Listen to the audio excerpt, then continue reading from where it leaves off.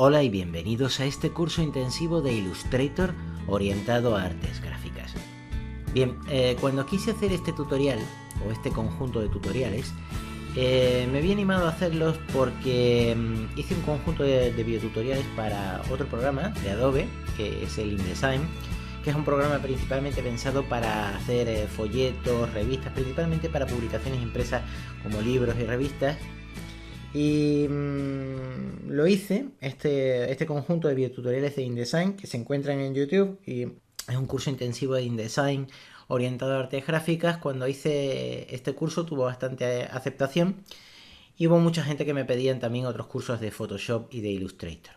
Y me ha parecido interesante hacer un conjunto de videotutoriales porque Illustrator es una aplicación tan grande, tan completa, que hay mucha gente que le da miedo utilizarla y al final acaban utilizando otra serie de programas como puede ser Corel, por ejemplo, o como pueden ser otro tipo de aplicaciones de dibujo vectorial, que ahora entraremos y explicaremos qué es dibujo vectorial, frente a bitmap o lo que es dibujo fotográfico. Y hay mucha gente que se intimida ante la interfaz de Adobe Illustrator. Y al final pues no acaban usándolo, van a otro tipo de aplicaciones. Y esto es un gran error porque es sin duda un programa impresionante. Y cuando digo impresionante me refiero a que es el Rolls Royce de los programas de ilustración vectorial o de ilustración gráfica, ¿vale? Mientras que otros programas pues se podrían comparar con otras marcas, por decirlo de alguna manera, de coche, ¿no? Más inferiores. Por eso quiero decir que si quieres utilizar lo mejor y quieres obtener siempre la mejor potencia, la única opción es Adobe Illustrator. Yo durante muchos años personalmente he utilizado CorelDRAW. He estado trabajando con CorelDRAW muchos años, sin embargo, últimamente estoy bastante desencantado con Corel, en el sentido de que, bueno, Corel es una empresa muy grande, Corel ha ido sacando diferentes versiones de Corel, pero están haciendo una serie de cosas en virtud de las cuales para poder utilizar el programa necesitas loguearte con una cuenta, con lo cual ya te están controlando, Tienes que meter una llave, por decirlo de alguna manera, tienes que loguearte con una cuenta y en función de lo que hayas pagado se te abre un menú o se te activan unas opciones de un menú y otras te quedan cerradas. Si tú tienes una suscripción premium, pues tienes acceso a todos los menús. Eso en CorelDRAW, no en Illustrator.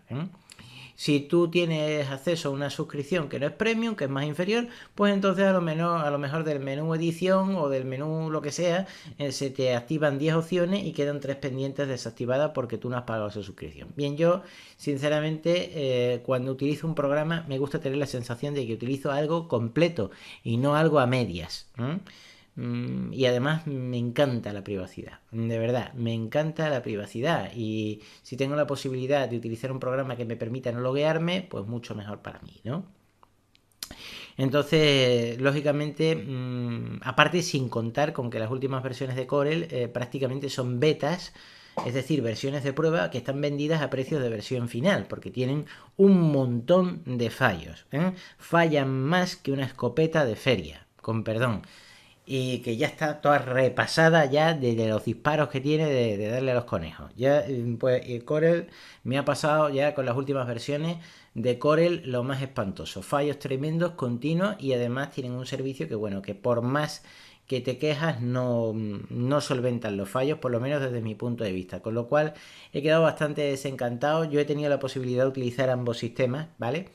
Y sin duda os recomiendo Illustrator porque Illustrator es el mejor programa de edición gráfica que podáis usar. Bien, dentro de aquí vamos a tratar diferentes temas. Lo primero, vamos a perderle el miedo a la interfaz de Illustrator, que es todo esto de aquí, ¿verdad? Todos estos menús de aquí que son horrorosos e intimidantes, ¿verdad? Porque están llenos de opciones y todas estas paletas que hay aquí y todas estas cosas que hay aquí y más iconos misteriosos que hay aquí, ¿verdad? Todo esto intimida cuando lo vas a utilizar por primera vez, es normal. Pero sí hay que tener en cuenta una cosa muy importante cuando hablamos de Illustrator. La primera versión de Adobe Illustrator, la número 1, se desarrolló, que por cierto tenía el nombre en código, el nombre en clave, los programadores que la estaban desarrollando le pusieron un nombre en clave, ¿no? Y el nombre en clave era nada más y nada menos que Picasso. La primera versión que se desarrolló en el año 1987. Por aquella época había punks que circulaban por la calle con pelos de punta pintados de colores y cosas así, ¿no? Quiero decir que hace montones de años de esto, montones de años. Claro, si han pasado 15, 20, 30 años desde que un programa sale al mercado y se le van incorporando nuevas opciones, evidentemente el programa va creciendo y va creciendo de una manera gigantesca, ¿vale? Eso hace que, bueno, que sea un programa súper completo. ¿Y qué ocurre? Pues que, bueno, a medida que va pasando los tiempos, no es lo mismo utilizar el Adobe Illustrator de hace 15 años que tenía 4 opciones básicas y contadas, a utilizar el Adobe Illustrator de hoy en día, que es un Adobe puesto al día, es un Illustrator puesto al día y es un programa que está pensado para utilizarlo con las últimas tecnologías en impresión, de cualquier tipo, sea digital, sea offset, sea la que sea. Está puesto completamente al día. No es lo mismo y además se han ido incorporando nuevas opciones de diseño, ¿no? A lo largo de todos estos años. Con esto quiero decir que esto es como la pelota de nieve, o la bolita de nieve que cae desde la montaña, que cuando llega abajo cada vez es más grande y más grande y más grande. Por eso mucha gente se intimida. Pero yo a esto sí que tengo que dar un consejo práctico, ¿vale? El hecho de que un usuario profesional, y esto es un consejo que lo doy para aquella gente que van a comenzar a trabajar con Illustrator por primera vez. El hecho de que utilices profesionalmente Illustrator y que alcances un nivel profesional con Illustrator no significa que tengas que conocerte exactamente todos los menús y todas las opciones de todos los menús que tiene Illustrator, ¿vale? Esto es muy sencillo de entender, Si me estás entendiendo es porque eres hispanohablante. Da igual que seas de España o da igual que seas de México o de Colombia o de Perú o de Chile o de Venezuela o de Cuba, que hay mucha gente ya que me empiezan a ver de Cuba también. Bueno, da igual.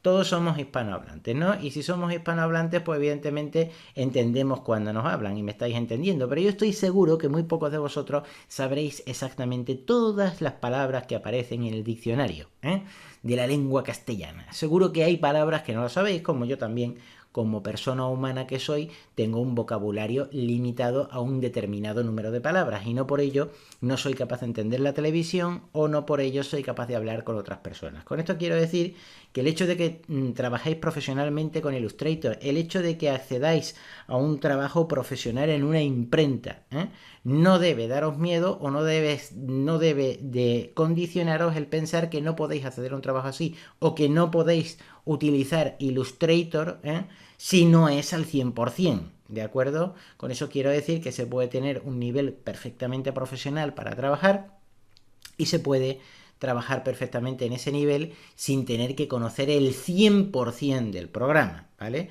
De la misma manera que tampoco conoces el 100% de las palabras del diccionario de la Real Academia de la Lengua Española. Por eso quiero decir que hay niveles y que se pueden ir teniendo niveles. En este curso, ahora que estamos hablando de niveles, vamos a tratar un nivel, vamos a empezar desde un nivel básico, es decir, desde un nivel que comienza desde cero, sin ningún tipo de experiencia, y te vamos a llevar a un nivel profesional, tal y como hicimos con el curso de InDesign, para llevarte desde qué es Illustrator hasta mañana te mando el trabajo a la imprenta, o sea, para llevarte a todo ese nivel. Y para eso vamos a ir viendo Illustrator paso a paso. Y lo primero que vamos a hacer es empezar a describir una serie de cosas fundamentales en artes gráficas, ¿vale? Que me parece que hay muchos programas o muchos cursos que se dedican a hablar de programas de diseño, de ilustración, ¿vale? Y que no explican exactamente cosas que son fundamentales para llevar un trabajo a artes gráficas. Y créeme, al final, más tarde, más temprano, te vas a ver con el problema de las artes gráficas. Porque si tú vas a utilizar un programa de edición profesional, vectorial, que ahora explicaremos qué es vectorial, si vas a utilizar un programa de edición gráfica o de creación de gráficos como puede ser Adobe Illustrator, claro, puedes utilizarlo para imprimir con la impresora de tu casa, ¿no? Puedes hacerlo. Pero más tarde o más temprano, alguna vez va a aparecer en tu vida la imprenta. Sea porque tienes un negocio y quieres hacer un póster, un catálogo de una serie de productos, o quieres hacer un anuncio para colocar en el cristal de tu negocio, de tu tienda. Pues si quieres que ese catálogo o que ese póster tenga una calidad profesional, lo vas a tener que llevar a una imprenta y probablemente vas a llevarlo a una imprenta donde te van a hacer impresión digital, que ya explicaremos qué es impresión digital frente a impresión offset, etcétera. Claro, si lo vas a hacer así, ya vas a tener que trabajar con profesionales. Y si vas a tener que trabajar con profesionales, pues lógicamente vas a tener que hacer documentos que estén terminados en un nivel profesional para que puedas imprimirlos y para que puedas llevarlos a un entorno profesional. Y da igual el entorno del que vengas, sea porque quieras trabajar en una empresa publicitaria o porque quieras hacer diseño gráfico o porque estés haciendo una tesis doctoral de tu carrera, por ejemplo, y quieras hacer una portada increíble para la tesis, o porque, por ejemplo, tú quieras escribir o publicar sobre un tema porque has terminado tu carrera y quieres terminar o publicar sobre un tema y quieres hacer dibujos vectoriales, o porque tienes un restaurante y quieres hacer una carta, o un catálogo de productos porque resulta que tienes un negocio y quieres hacer un catálogo de productos para tus clientes, o resulta que tienes una empresa que distribuyes productos y quieres tener productos con tu marca y quieres hacer cajas de envase o, por ejemplo, folletos. Todas esas cosas vamos a aprender a hacerlas con Adobe Illustrator, ¿vale? Y vamos a empezar a trabajar con un nivel profesional para que podáis mandar trabajos a entornos profesionales, es decir, imprentas, y podéis obtener calidad profesional, Porque no hay nada peor que llevar un trabajo a una imprenta y que luego te venga devuelto porque ha quedado hecho una porquería, ¿vale? Y para ello hay que entender diferentes cosas. Lo primero que te voy a explicar es qué es alta resolución en artes gráficas, ¿vale? Es muy importante saber qué es alta resolución. Si no sabes lo que es alta resolución, cuando vayas a trabajar o vayas a mandar un trabajo a una imprenta te va a quedar mal, ¿vale? Y para ello ya estáis viendo que yo, ya sabéis que me gusta poner textos complementarios en pantalla y explicar qué son conceptos básicos, y aquí en artes gráficas pues os voy a explicar qué son algunos conceptos básicos, os voy a explicar qué es alta resolución, lo cual es fundamental, porque claro, cuando mandes un documento a imprimir no querrás que te quede hecho bloquecitos, ¿verdad? O que se vean mal los textos, o que te quede como cuadrado, como pixelado, como si estuviera desenfocado o borroso. Querrás que te quede bien, ¿verdad? Pues si quieres que te quede bien, tienes que saber lo que es alta resolución. Y por desgracia he visto montones de cursos de Illustrator, montones de cursos de Photoshop, montones de cursos de InDesign, y ninguno trata cuestiones básicas necesarias, o de los que yo he visto, ¿no? No digo que todos sean así, pero de los que yo he visto, no he visto ninguno que trate estas cuestiones básicas. ¿Qué es alta resolución en artes gráficas? Bueno, alta resolución, un documento en alta resolución puede decirse, o una imagen en alta resolución, es aquel que tiene 300 puntos por pulgada. Y grábate esto bien en la cabeza porque es así. Si tú mandas a imprimir un documento que tiene menos de 300 puntos por pulgada, es posible que los resultados no sean del todo buenos. Alta resolución es siempre 300 puntos por pulgada. Tanto en Adobe InDesign como en Illustrator ya se están barajando otras cantidades más flexibles y se llega a decir que 240 puntos por pulgada es alta resolución y que las imágenes quedan bien. Bueno, no te digo que vayan a quedar mal, pero a mí personalmente no me convence. Yo vengo de la vieja escuela y he trabajado durante mucho tiempo en entornos profesionales de arte gráfica, y cuando lo he hecho así siempre he trabajado con 300 puntos por pulgada, ¿vale? Por tanto, a la hora de trabajar, a la hora de mandar un documento a la imprenta, asegúrate de que tiene 300 puntos por pulgada. Y ahora tú me podrás decir, ¿cómo sé yo eso? Bueno, pues eso lo vamos a ver más adelante, ¿vale? Cuando creemos un documento, no te preocupes, que ya lo vamos a crear en alta resolución, ¿vale? Para que tenga 300 puntos por pulgada y ya vamos a ver cómo se hace. Pero de momento, quédate con eso en la cabeza, ¿vale? 300 puntos por pulgada. Lo segundo, eso es alta resolución, lo segundo, que son imágenes en alta resolución, pues imágenes en alta resolución es exactamente lo mismo. Tienen que tener 300 puntos por pulgada. Lo segundo que vamos a tratar, que lo vamos a ir viendo con ejemplos prácticos, es cómo crear un negro, la creación de un negro perfecto. La creación de un negro perfecto es aquel que tiene 4 canales de color al 100%, el cian, el magenta, el negro y el amarillo. Eso ahora mismo te suena chino porque no sabes ni lo que son canales de color, pero lo vamos a saber. También vamos a aprender qué es sangre en artes gráficas, que es fundamental, ¿vale? Sangre es un margen. Si tú haces un folleto, por ejemplo, y no le das un margen, Imagínate que el folleto entero es azul, ¿vale? Y tiene unas determinadas dimensiones. ¿Vale? Cuando el impresor va a cortar ese folleto, a la hora de meterle la cuchilla para cortar, es posible que por muy preciso que sea el corte, quede un poco de un filillo blanco por la izquierda o por la derecha. Para evitar esos problemas, lo que se hace es que el diseño sobresalga un poquito sus dimensiones, ¿vale? Es decir, se le da como un margen. Y eso es la sangre, ¿vale? En arte gráfica. Aplicar un margen al trabajo. Aunque Adobe Illustrator puede aplicar sangres a páginas independientes, a mí me gusta aplicar las sangres individualmente, porque si tú, por ejemplo, estás haciendo un folleto más pequeño, pues ahí las sangres tienen que ser manuales, las tienes que hacer tú. O si estás haciendo una caja de envase, las sangres también las tienes que aplicar tú, ¿vale? Otra cosa es, hemos hablado de alta resolución, que hemos dicho que son 300 puntos por pulgada, pero también te puedes encontrar el glosario DPI, 300 DPI. Bien, DPI y PPP, es decir, DPI y PPP, 300 PPP, puntos por pulgada, PPP, es lo mismo que 300 DPI. Lo que pasa es que PPP está en español, puntos por pulgada, y DPI está en inglés, dot, que es punto, per, por, y inch, DPI. Por tanto, 300 DPI es 300 dot per inch o 300 dot per inch, 300 puntos por pulgada, que es lo mismo que 300 ppp, ¿vale? Por tanto, da igual si estás leyendo alguna publicación de artes gráficos en alguna parte o alguien se refiere a mándame el documento en 300 dpi, es lo mismo que mándame el documento en 300 ppp, ¿vale? Es lo mismo. Y las imágenes, las fotografías, también deben de estar en 300 ppp, ¿vale? Luego vamos a explicar qué son PPI, point per inch reales o puntos por pulgada reales frente a puntos por pulgada efectivos. Y eso es muy importante porque la gente no lo entiende. Y a mí me gusta explicarlo con el ejemplo de la cántara de leche, que es muy sencillo de explicar.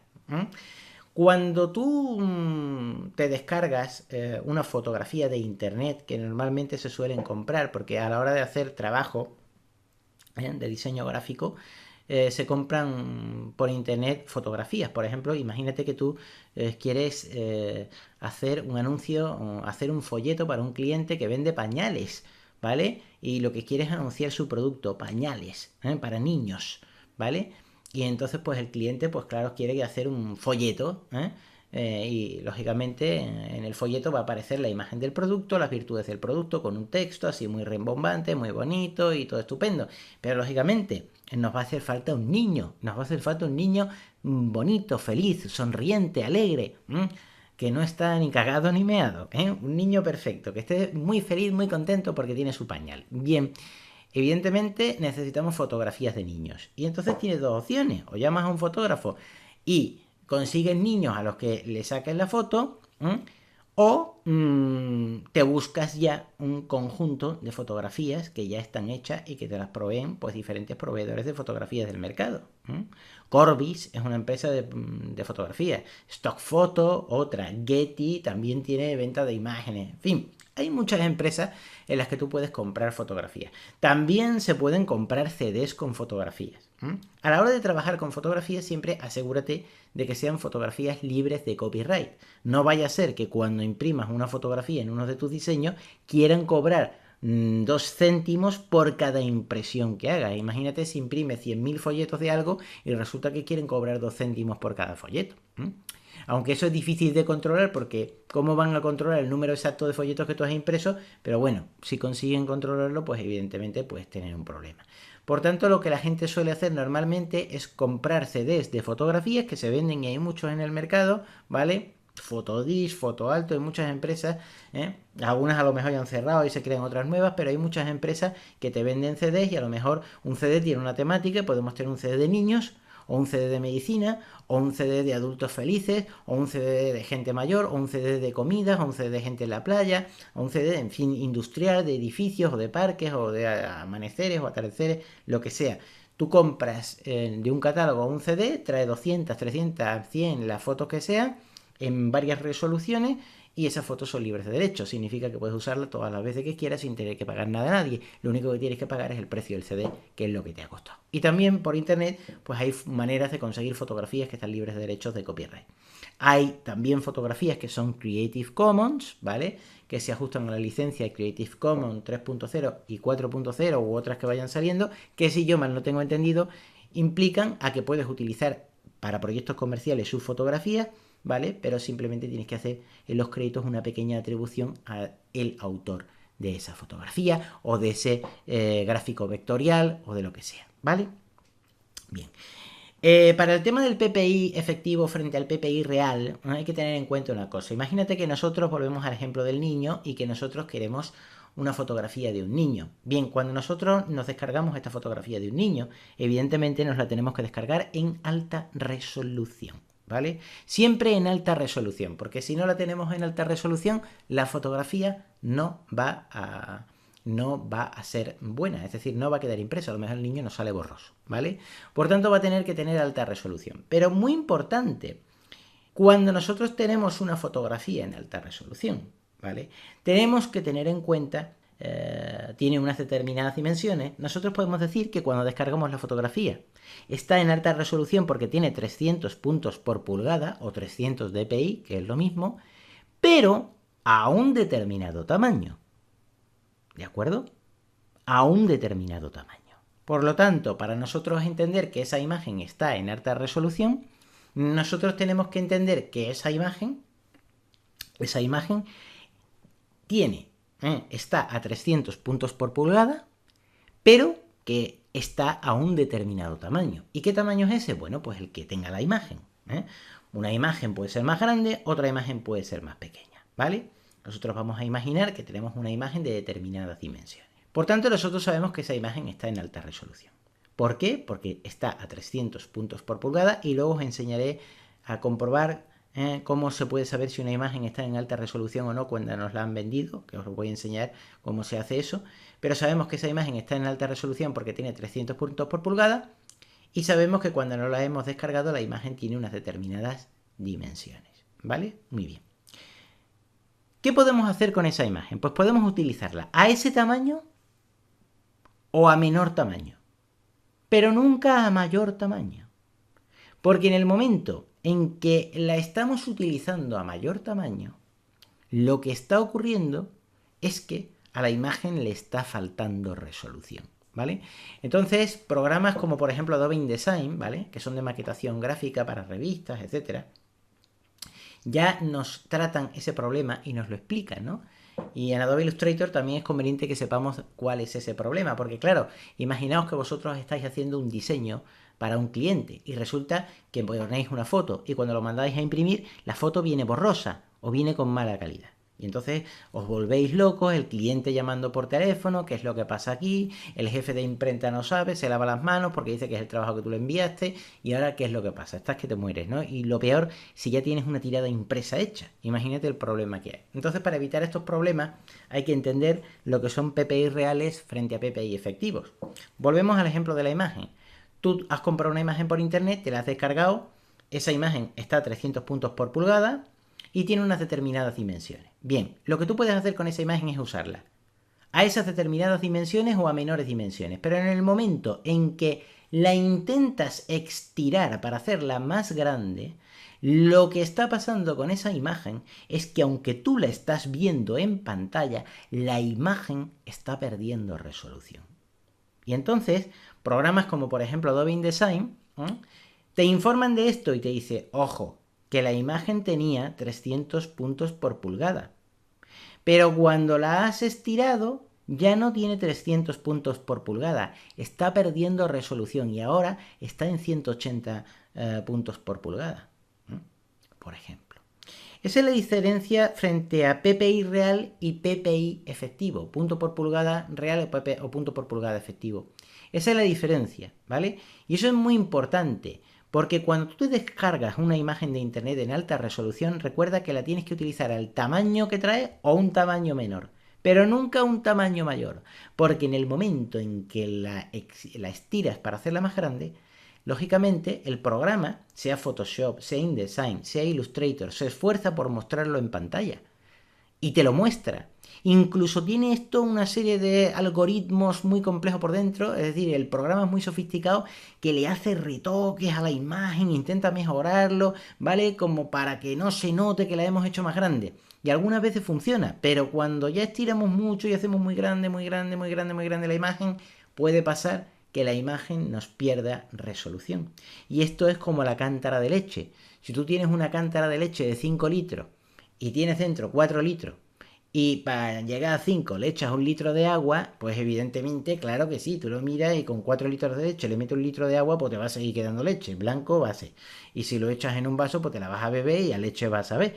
Pero claro, no es lo mismo. No es lo mismo porque no vas a ver tan rico. Va a notársele algo raro a la leche en el sabor. Va a estar como...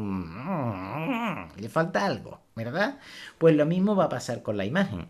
Esto es el ejemplo comparable a cuando tú tienes una foto de niño en el que estás muy rico y muy guapo y muy bonito y tu madre resulta que muy orgullosa de ti quiere sacar esa foto y ampliarla. Y va a la casa de fotografía y dice, mira, esta foto que de carné, que mi niño está muy guapo aquí, quiero sacar una foto en grande. Y claro, cuando se hace, por la casa de fotografía intenta hacer una ampliación, pero algunas veces no queda bien y te sale un poco borrosa, ¿vale? Por tanto, eso es PPI real frente a PPI efectivo. Tú tienes que tener en cuenta que cuando descargas una imagen de internet y esa imagen está en 300 puntos por pulgada, a unas determinadas dimensiones, esos son los PPI reales de esa imagen. Pero cuando tú la estiras para hacerla más grande, que nunca más pequeña, porque el problema no ocurre cuando se hace más pequeña, sino cuando se hace más grande, lo que hace Illustrator, Photoshop, InDesign o cualquier otro programa es esforzarse por hacerle arreglos a la imagen para que pueda seguir usándola. Pero lógicamente es como ya echarle agua a la cántara de leche, ya está perdiendo calidad gráfica, ¿vale? Y entonces algunos programas, por ejemplo InDesign si lo hace, te informa y te dice, ojo, después de haberlo hecho más grande, yo intento mostrarlo bien, pero que sepas que la imagen que tenía 300 puntos por pulgada ahora ha pasado a tener 240. Es decir, que los 300 puntos por pulgada reales que tenía se han quedado en 240 o se han quedado en 180 puntos por pulgada efectivos. Y ¿qué quiere decir esto? Bueno, pues quiere decir que algunas veces, a lo mejor tú imagínate que estás haciendo un catálogo y resulta que tienes una foto y no hay otra foto. Y te tienes que apañar con esa foto, ¿vale? Y tienes que hacerlo un poquito más grande. Bueno, pues a la hora de diseñar, el programa te informa de los riesgos. Y te dice, bueno, pues mira, si la vas a hacer muy grande pues, y no puede estar a 300 puntos por pulgada, que es lo ideal, pues por lo menos que se te quede a 280 o a 270, ¿vale? Pero no estires y estires y estires a ver si la vas a 100 puntos por pulgada, porque entonces va a quedar hecho una porquería, ¿vale? Por eso es muy importante entender lo que es PPI real frente a PPI efectivo, ¿vale? Es muy importante. Luego, quiero volver otra vez a hacer hincapié en el tema de lo que son los espacios de colores y lo que es el negro perfecto. El espacio de color, y bueno, con el tema de la resolución, de alta resolución, sí que quiero decir una cosa muy rápidamente, es que para documentos impresos de calidad profesional, siempre 300 puntos por pulgada, siempre. Para documentos que sean de pantalla, es decir, para páginas web o cosas que vosotros queráis imprimir, pero para que se vea en pantalla, no para que se vea impreso en un papel de verdad. Con 72 puntos por pulgada es suficiente, pero para trabajos profesionales impresos, siempre 300 puntos por pulgada, ¿vale? Luego, otra cosa muy importante que quiero explicaros es qué es el espacio de color, muy importante. El espacio de color es lo siguiente, para que vosotros lo entendáis. El espacio de color es la manera en que nosotros vamos a componer o vamos a crear los colores. Cuando vosotros veis una película o internet o cualquier cosa, lógicamente tenéis un monitor, ¿no? Y ahora mismo estáis viendo este vídeo porque tenéis un monitor. Pero si os metéis dentro del monitor, ¿vale? La tecnología que hace posible que se vean los colores, todos los millones de colores que estáis viendo ahí en la pantalla, es porque se mezclan 3 colores básicos, el rojo, el verde y el azul. La mezcla de esos 3 colores básicos inmediatamente nos dan los millones de colores que aparecen ahí. Si yo estropeo vuestros televisores y le quito un canal de color, es decir, le quito el verde, pues imagínate, ya los demás colores salen mezclados, pero no quedan bien, salen todos mal. Porque para que se puedan ver todos esos colores, necesitamos 3 colores básicos. El rojo, red, el verde, G, que es green, y la B, el azul, que en inglés es blue. Por tanto, necesitamos el red, green, blue, RGB, ¿vale? Y eso es una tecnología que ocurre, pues bueno, pues desde que se inventó la tele en color, para los 70 o por ahí. Desde entonces siempre los televisores hasta hoy han utilizado esos 3 colores básicos, el RGB. Por tanto, las páginas en internet que estáis viendo, este videotutorial y todas las películas que veis, los juegos con los que jugáis, toda la imagen del monitor siempre es RGB, red, green, blue, ¿vale? Muy bien, pero cuando nosotros trabajamos con artes gráficas para componer los millones de colores que se ven en un papel impreso, se utilizan 4 canales. No se utiliza el rojo, el verde y el azul, sino se utilizan 4 canales de color, que son el C, M, Y, K. La C viene de cian, fácil de entender, ¿verdad? La M viene de magenta, fácil de entender, ¿verdad? Pero la cosa se complica un poco con la Y y la K. La Y viene de yellow, que en inglés es amarillo, ¿vale? O yellow, en inglés, que en español es amarillo, y la K, black, del inglés, que en español es negro. Por tanto, C de cian, M de magenta, Y de amarillo, yellow y K de negro, black, ¿vale? Y esto que os puede parecer un poco raro es muy fácil de entender. ¿Quién no se ha comprado una impresora de inyección de tinta alguna vez? ¿Vale? ¿Alguna vez os habéis comprado una impresora de inyección de tinta? Y cuando os habéis comprado una impresora de inyección de tinta, normalmente sabéis que viene con 4 cartuchos, ¿vale? Sí, hay algunas impresoras que traen un cartucho más de negro y vienen con 5 cartuchos. Pero normalmente las impresoras de inyección de tinta vienen con 4 cartuchos. Uno negro, uno magenta, uno cian y uno amarillo, o uno cian, uno magenta, uno amarillo y uno negro, C, M, Y, K, ¿vale? Y ya sabéis que cuando se os va acabando el cartucho, por ejemplo, de cian, pues tenéis que meterle otro cartucho de cian.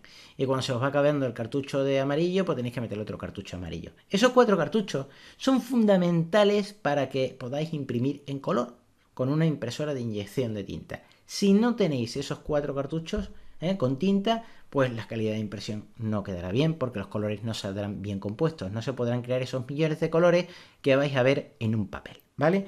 Pues eso es un espacio de color, así de simple. Y cuando vais a mandar trabajo a artes gráficas, tenéis que trabajar siempre con 4 canales de color. Uno que es el cian, que es un color así como celestoso, otro que es el magenta, que es un color así como rosa. Otro que es el amarillo, Y, yellow, que amarillo ya sabéis el color que es, y otro que es el negro, black, ¿vale? Que es un color que es el negro, ya sabéis todo lo que es el negro, ¿vale? Muy bien. Y ahora quiero volver otra vez aquí atrás a lo que yo decía antes de negro perfecto, ¿vale? En artes gráficas. Una cosa que también quiero enfatizaros y quiero explicaros es cómo se crea un negro perfecto en artes gráficas. Esta perorata, este sermón que os estoy dando es muy importante porque sin esto da igual lo que aprendáis de Illustrator, de Corel, de Inkscape, de cualquier programa que queráis usar, da igual, no vais a poder mandar un trabajo a una imprenta con calidad profesional. Un problema que, bueno, yo lo tuve cuando comenzaba a diseñar, ¿no? Los negros, cuando los mandaban, yo, por ejemplo, hacía un fondo negro para un producto y resulta que me venía un negro con una calidad espantosa, pero horrorosa. Me venía como medio blanco, empolvado, mal terminado. ¿Y por qué, Dios mío? Bueno, pues muy importante. Porque un negro perfecto en artes gráficas se hace con los 4 colores, con los 4 canales de color al 100%. Y aquí os estoy mostrando ahora un ejemplo de lo que es un negro mal diseñado y lo que es un negro perfecto. Un negro perfecto tiene que estar compuesto con el canal de cian al 100%, con el canal de magenta al 100%, con el canal de yellow al 100% y con el canal de negro black al 100%. Si no tenéis los 4 canales al 100%, el negro quedará mal, quedará borroso y quedará empolvado, quedará mal terminado. Cuando no queráis un negro perfecto, sino un negro normal, simplemente hay que tener el canal de negro al 100% y los demás canales a 0. Es decir, cian estaría a 0, magenta estaría a 0, yellow estaría a 0 y negro estaría a 100. ¿Cuándo se utiliza un negro normal y cuándo se utiliza un negro perfecto? Pues muy fácil de entender, porque esta pregunta me la han hecho varias veces y yo creo que es interesante responderla. Muy fácil de entender. Si tú vas a cubrir una gran parte, una gran área de negro, por ejemplo, el fondo de un folleto entero de negro, pues ahí evidentemente debes de utilizar un negro perfecto o negro enriquecido, o lo que en argot de artes gráficas se llama negro con cojín. Lo de cojín viene por esto de ponerse el cojín en el culete, ¿vale? Para tener un respaldo y estar más cómodo a la hora de trabajar. Pues lo mismo, un negro con cojín es un negro que tiene una base, un respaldo para que esté más enriquecido, para que esté mejor, ¿vale? Pues lo mismo, si vas a llenar una gran área de negro, por ejemplo un fondo de una revista, un fondo de un folleto, o vas a hacer letras grandes, vas a imprimir un texto de un logotipo con letras grandes así al estilo Apple, ¿vale? O vas a poner un logo en grande que solamente tiene color negro pero tiene letras gruesas y grandes y tiene unas grandes dimensiones. En ese caso yo te recomiendo utilizar un negro enriquecido.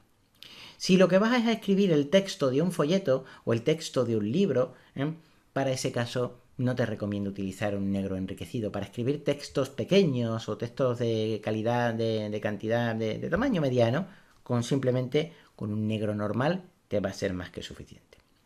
Dentro de los videotutoriales que yo he hecho, yo recuerdo que una vez publiqué un tutorial también de InDesign y hay mucha gente que lo comparten por internet y me llamó mucho la atención porque lo compartieron en un foro y alguien dice, se cree que sabe, el chico este, y un negro perfecto no se hace con los 4 canales a 100, porque entonces queda mal.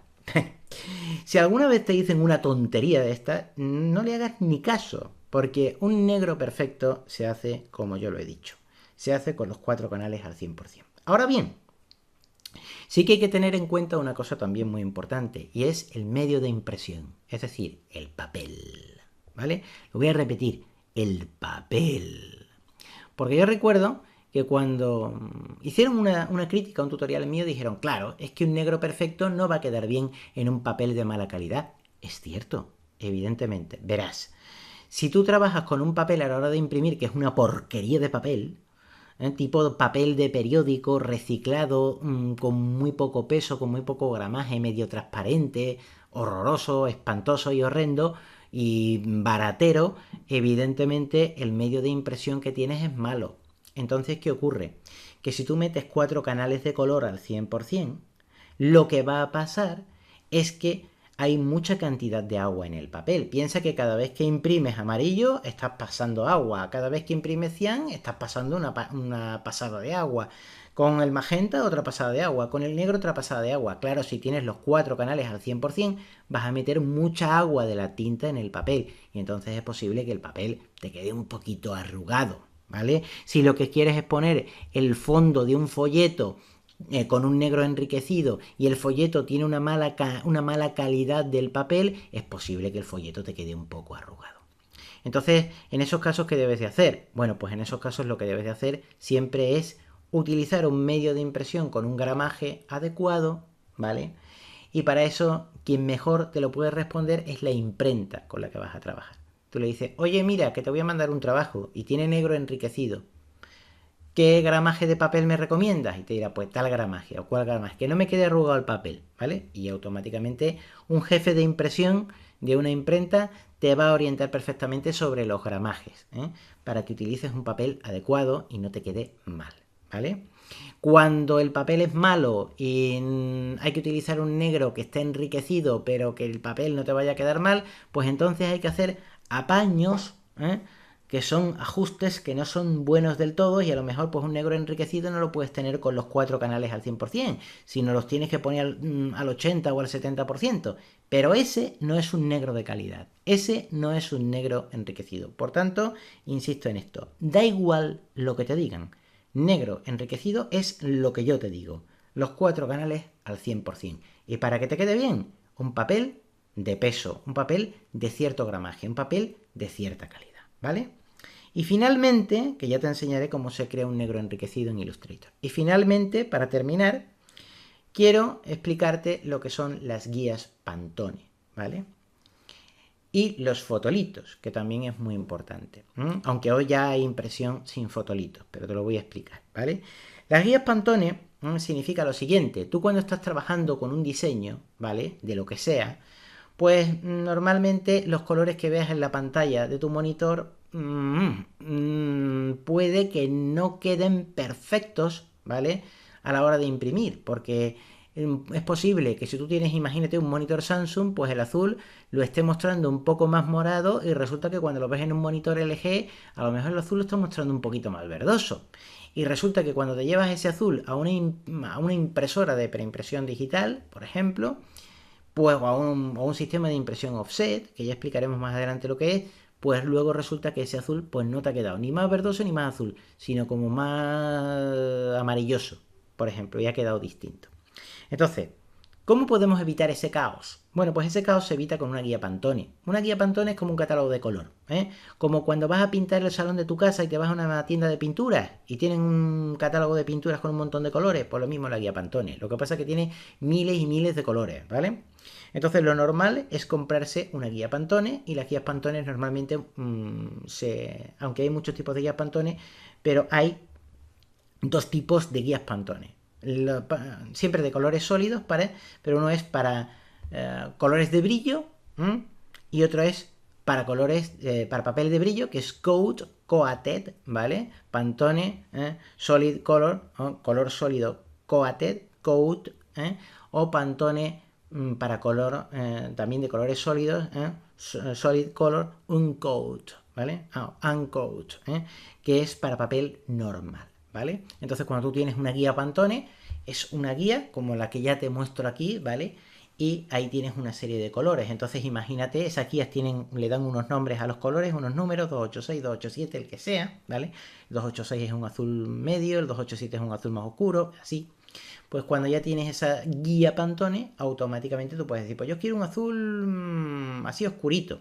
Lo buscas en la guía Pantone, ves cómo queda impreso, que es como una especie de muestra, y entonces tú ya automáticamente lo utilizas en Adobe Illustrator y de esa manera ya sabes que ese color te va a quedar tal y como lo has visto en la muestra impresa que tienes en la mano. Por eso la gente que trabaja con colores profesionales necesitan las guías Pantone.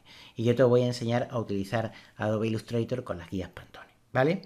Y finalmente te voy a decir que a la hora de trabajar profesionalmente con Adobe Illustrator, tienes que tener en cuenta que puedes mandar los trabajos a imprimir a impresión offset, que es un tipo de impresión que necesita una serie de películas de impresión. Y cuando tú generas, por ejemplo, un folleto, una caja de envase, un panfleto, o por ejemplo, un póster, ese diseño, a la hora de imprimirlo, hay que hacer una película. Se hace una película por cada canal de color, una película de magenta, una película de cian, una película de amarillo, hielo y una película de negro, y luego esas películas se ponen en una máquina que van haciendo pasadas de color, ¿vale? Son películas siempre, las películas como una especie de papel de plástico transparente, siempre la verás en negro, ¿vale? Porque lo que indica es la intensidad del color, las intensidades de amarillo que tiene que dar, las intensidades de magenta, las intensidades de cian y las intensidades de negro, ¿no? Las intensidades de cian, magenta, amarilla y negro, ¿no? Por cada pasada, porque lo que se dan son 4 pasadas, una de cian, una de magenta, una de amarillo y una de negro.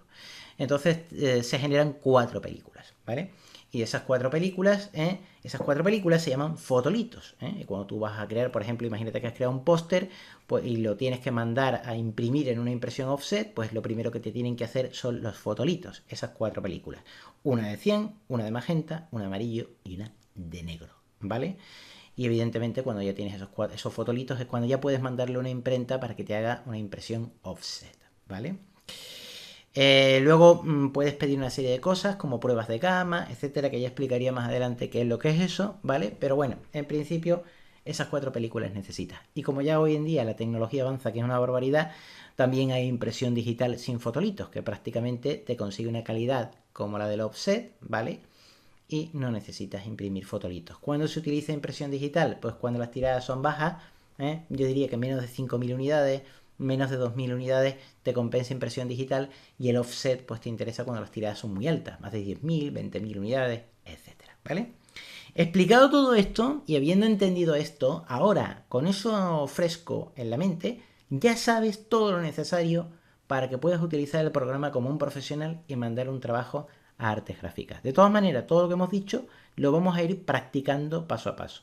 Y lo que vamos a hacer ahora es perderle el miedo a la interfaz de Adobe Illustrator, perderle el miedo a la interfaz y conocerlo para empezar a trabajar y empezar a crear precisamente lo que hemos dicho, un documento en alta resolución, organizar páginas, entender un repaso rápido que son todas las herramientas que tenemos aquí, entender cómo se organiza la interfaz y personalizarla a tu gusto para poder empezar a trabajar rápidamente sin perderle el miedo. Y posteriormente en los cursos siguientes, en las unidades siguientes del curso que estamos haciendo, trataremos cada cosa en profundidad. Pero antes de empezar a perderle el miedo a Adobe Illustrator, me parece muy importante que entiendas los sistemas, que no medios, sino sistemas de impresión que tienes disponibles. Porque cuando vas a mandar un trabajo a la imprenta, puede que te preguntes, bueno, ¿a qué imprenta lo mando y qué tipo de imprentas hay? Y además te vas a encontrar con mucho vocabulario por ahí. Te vas a encontrar con una cosa que se llama proceso de impresión de offset tradicional, proceso de impresión offset sin fotolitos, CPT, Computer to Plate. ¿Qué es eso, Dios mío? Proceso de impresión de offset digital, prensa digital, y tú vas a decir, bueno, ¿y esto qué es también?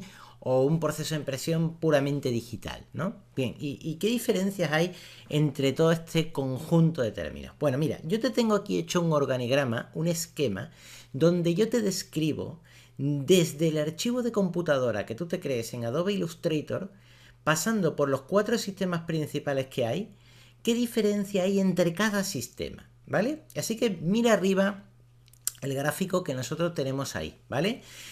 Tú tienes el archivo de computadora, te has creado el archivo de Adobe Illustrator, ¿vale? Muy bien. Y ahora imagínate que lo mandas a un proceso de impresión de offset tradicional, el de toda la vida, la máquina de offset de toda la vida. Bueno, ¿esto qué significa? En este sistema nosotros vamos a tener una película, un fotolito, que ya hemos visto que son esas películas de plástico, y además vamos a tener también una plancha. Y tú me dirás, bueno, ¿y esto es una plancha qué? Bueno, es que los fotolitos se convierten en planchas posteriormente, que son como unas planchas de aluminio. Vamos a ver ahora esto qué es, ¿vale? Y este sistema, el proceso de impresión de offset tradicional, se utiliza para grandes tiradas, 10.000 unidades, 15.000 unidades, 100.000 unidades, 20.000 unidades, 30.000, 40.000, para cosas así, ¿vale? Bien.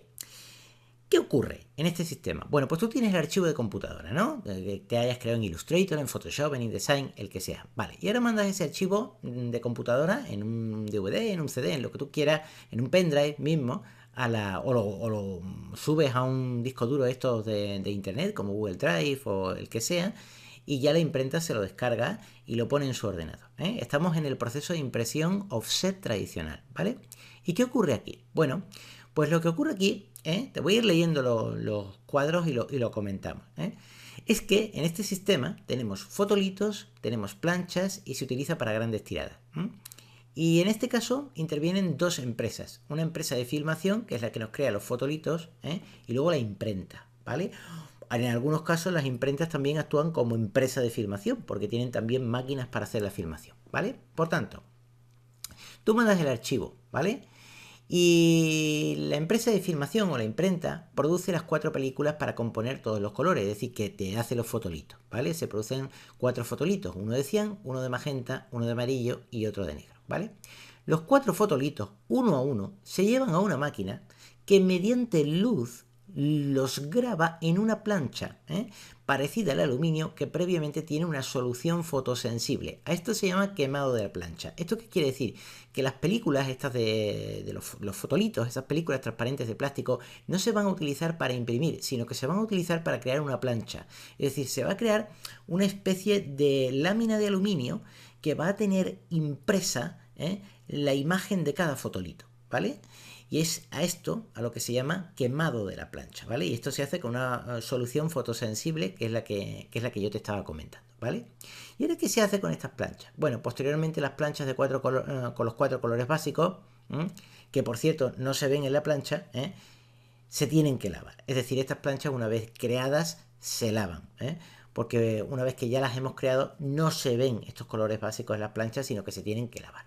Así que posteriormente las planchas con los 4 colores básicos que no se ven en la plancha se lavan. Y una vez que ya se han lavado, ¿vale? Ya sí que aparecen esas planchas con resemblando la misma imagen que el fotolito. Digamos que para imprimir se necesita algo más duro que el fotolito, que es de plástico, se necesita una plancha de aluminio, ¿vale? Bien. ¿Y ahora qué se hace con estas planchas? Bueno, una vez que las planchas están terminadas, se mandan a la imprenta, que es quien las usará para imprimir. Si la imprenta tiene una filmadora, tiene ya una máquina para crearse fotolitos, pues la misma imprenta es la que te hace el fotolito y luego los quema en las planchas, ¿vale? Que son las que ya van a utilizar para imprimir. Vale, y ahora estas planchas, ¿qué se hace con estas planchas de aluminio? Bueno, pues estas planchas de aluminio se meten en la máquina offset, que es una máquina ahí como las imprentas estas de los periódicos, de estas de rodillos y eso, que usa unos rodillos flexibles, ¿vale? Y cada plancha sirve para aplicar un color al papel. Por tanto, se dan 4 pasadas de color. Una de 100, otra de magenta, otra de amarillo y la otra de negro. Tenemos 4 planchas. Una plancha para el 100, otra plancha para el magenta, otra plancha para el amarillo y otra plancha para el negro.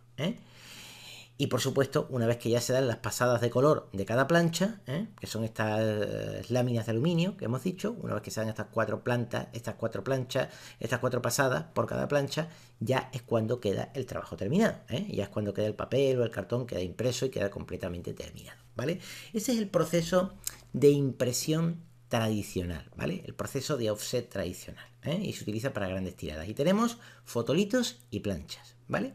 Pero luego hay un sistema ahí más novedoso que dice proceso de impresión offset sin fotolitos, CPT, Computer to Plate.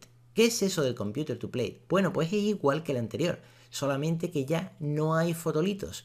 Ya no hace falta quemar los fotolitos en las planchas, sino que hay unas máquinas muy modernas que cogen el archivo de ordenador y directamente te crean la plancha. Así que en el Computer to Plate, que lo pongo ahí, no hay fotolito, hay plancha gran tirada. En el Computer to Plate lo que tenemos es que es lo que te he dicho antes, que en el CPT, Computer to Plate, computadora a plancha, ya no hay fotolitos. Una máquina lee el archivo de computadora del PC o del Mac y esta máquina mediante luz ya graba las planchas, las quema directamente. Y una vez que las ha quemado, ¿qué ocurre? Bueno, pues que una vez que están terminadas se mandan a la imprenta y ya es la imprenta quien las utiliza para imprimir. ¿Qué es la imprenta la que tiene una CPT, una Computer to Plate? Bueno, pues la imprenta te crea las planchas directamente y ya las usa para imprimir. Nos saltamos el proceso del fotolito, ¿vale? Ese es el CPT, el Computer to Plate, así de simple. Luego tenemos el proceso de impresión offset digital o de prensa digital. Y esto es una maravilla, ¿vale? Porque hay marcas como Cytex, como HP Cytex, que tienen unos sistemas de impresión que son de ciencia ficción, de verdad, Yo os invito a que pongáis en vídeos en YouTube sobre prensa digital, Digital Press, HP Cytex, poned eso que ya veréis, las máquinas que tienen esta gente son realmente maravillosas. Yo vengo de ese mundo, yo he trabajado con Cytex, ¿vale? Incluso antes de que fuera propiedad de HP, y para mí las mejores, aunque los pesos pesados de la industria, ya veis que os pongo ahí los pesos pesados de la industria son HP Cytex y Heidelberg, para mi gusto son las empresas más importantes de la industria con respecto a esto, ¿vale? Pero yo he trabajado mucho con HP Cytex. Bien, el proceso de impresión de offset digital o prensa digital, ¿qué es? Bueno, aquí lo que tenemos es que tenemos una empresa que es empresa de filmación e imprenta a la vez, ¿vale? En este proceso, en el proceso de impresión digital, de offset digital o prensa digital, no hay fotolito y tenemos planchas y se utiliza para gran tirada. ¿Y qué quiere decir esto? Bueno, tú tienes el archivo de ordenador, ¿no? ¿Y ahora qué haces con el archivo de ordenador? Pues lo mandas a esta gente que tiene el offset digital o la prensa digital. ¿Y qué hacen esta gente con el archivo? Bueno, esta gente recibe el archivo, pero ya no hay fotolitos. Una sola máquina combina la creación de la plancha, CPT, Computer to Plate, y además aplica el color. Una vez creadas las planchas flexibles del material fotosensible, la propia máquina tiene los rodillos para meter las planchas y aplicarles el color. Las tecnologías para aplicar el color pueden ser tinta líquida o bien LED láser con tóner seco.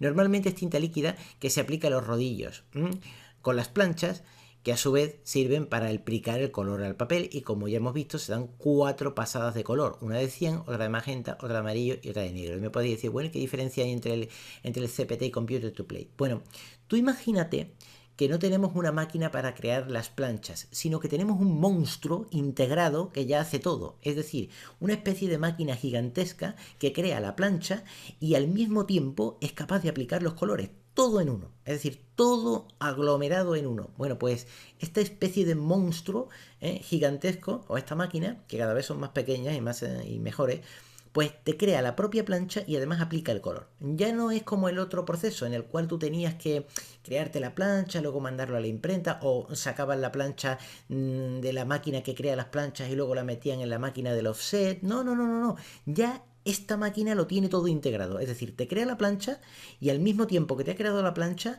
ya la puede usar directamente para imprimir. O sea, todo integrado. Son unas máquinas de ciencia ficción. Inclusive tienen hasta un fotómetro para comprobar que los colores estén bien, calibrar los colores. Es una maravilla, o sea, pero una maravilla, de verdad. Así que en esta máquina prácticamente lo tienes todo integrado. Es decir, tú, esta gente, la imprenta que sea, que tenga un offset digital, una prensa digital, recibe tu archivo de ordenador, lo mete en un PC, ese PC lo manda a un servidor normalmente, porque son gente que tienen grandes tiradas y reciben muchos archivos de muchos clientes y ponen las prensas a trabajar a toda pastilla, a toda potencia, un servidor de impresión, ese servidor de impresión que son un montón de ordenadores conectados en red, o un centro, una especie de ordenador central, ¿vale? Y ese ordenador central ya lo manda al offset digital o la prensa digital, que es como una impresora a lo bestia. Tú imagínate una impresora que ocupa el tamaño de una habitación entera, ¿vale? Y además es modulable, va por módulos, ¿vale? Un módulo es, por ejemplo, donde tienen las planchas, otro módulo van teniendo las salidas, en fin, es modulable. Son sistemas que además se pueden ir aplicando módulos, ¿no? De verdad, lo mejor que puedes hacer es poner prensa digital en YouTube, ¿vale? O offset digital para que veas estas máquinas y entiendas un poquito cómo funcionan, ¿vale? Pero lo que te quiero decir es que este tipo de máquina ya no te tienes que buscar una empresa que te cree las planchas y otra empresa que es la imprenta que te coja las planchas y te las imprima, sino que en la misma máquina tenemos todo integrado ya, creación de plancha e impresión, ¿vale? O sea que ya nos saltamos el fotolito, eliminamos el fotolito, ¿vale? Y directamente creamos la plancha y directamente imprimimos.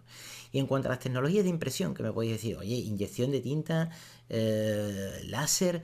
Mira, de verdad, no tiene nada que ver con la láser que tú tienes en casa. Estas láser son estas tecnologías de impresión que están basadas en láser son increíbles. Es decir, hay un equipo técnico detrás de gente dando servicio técnico y verificando que los colores son perfectos. O sea, no puedes imaginarte que este tipo de tecnología sea como la láser de tu casa, que a lo mejor ya le están saliendo rayas o no quedan con calidad. No, no, no, no, no, de verdad. Da igual la tecnología que utilice, que sea seca, tóner seco o que sea tinta, ¿vale? Que prácticamente es lo mismo que una tecnología de inyección de tinta, lo que pasa que los cartuchos ahí son por litros y litros, son unos cartuchones enormes, meten un cartucho de litro de 5 litros de magenta, 5 litros de 100, o sea, son enormes, ¿vale? O meten tóneres de 5 litros, 5 kilos de tóner de 100, 5 kilos de tóner de magenta, son máquinas incluso que algunas están preparadas para que le puedas cambiar un cartucho mientras sigues trabajando sin parar la producción, o sea, son de ciencia ficción, de verdad, son unas máquinas increíbles. Y os quiero decir que las tecnologías de impresión son increíbles y aunque os parezca tinta o tinta líquida o LED con láser, no tengáis miedo en el sentido de pensar que van a tener mala calidad, porque todo al contrario, de verdad, la calidad es abismal. Miradlo vosotros mismos en internet para que veáis estas máquinas lo profesionales que son, ¿vale? No podéis comparar una impresión de una maquinita de sobremesa, de una láser de sobremesa que os habéis comprado, que a los pocos meses ya empieza a perder un poco de calidad porque no tiene el mantenimiento adecuado y porque, en fin, no tiene unos sistemas como esas máquinas que están pensados para grandes tiradas. Y cuando digo tiradas son millones y millones y millones y millones de copias. O sea que son máquinas que están muy bien pensadas, ¿vale?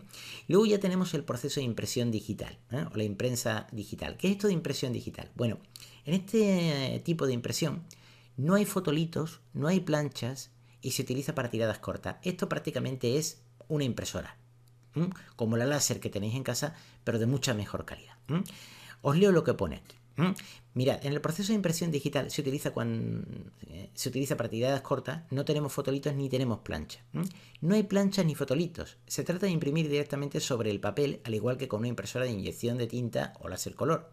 Las calidades son extremadamente superiores a las de impresoras de sobremesa. Una impresora de inyección de tinta normal puede pesar unos 5 kilos. Una máquina de impresión digital de gran formato puede pesar unos 1700 kilos. Esto es nada más que para que te hagas una idea de las diferencias, ¿vale? Entre la impresora de tu casa y el monstruito este, el bicho este. Estas máquinas tienen un mantenimiento regular con contrato que asegura su calidad continua. Y las tecnologías de aplicar color pueden ser de inyección de tinta o toner seco. La calidad cada vez es más y más alta, casi como el offset, aunque no lo iguala, se dan las 4 pasadas de color al papel, como se haría con una impresora de inyección de tinta normal o con una láser color. Pero recordad esto, 5 kilos la impresora que te compras en el centro comercial, en la tienda de informática, 1700 kilos este tipo de máquinas, ¿vale? Así que ya os podéis imaginar las diferencias de calidad. Entendido esto, ya podéis saber cuáles son las marcas clave, cuáles son los sistemas de impresión y a la hora de mandar un trabajo a la imprenta, elegir qué imprenta es la mejor y con qué sistema es el mejor y qué sistema es el mejor para vuestras necesidades profesionales.